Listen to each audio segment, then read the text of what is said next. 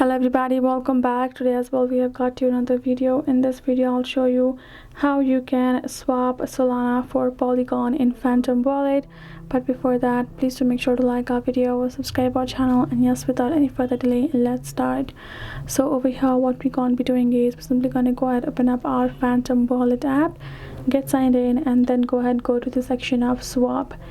Make sure you have enough Solana in your asset as well. Then go to the swap section. You're going to choose Solana from the list, and then you're going to go to the swap and you're going to choose the Polygon. Once I found the Polygon that you would like to swap to, you're going to tap on it, and now you're going to add in the amount that you would like to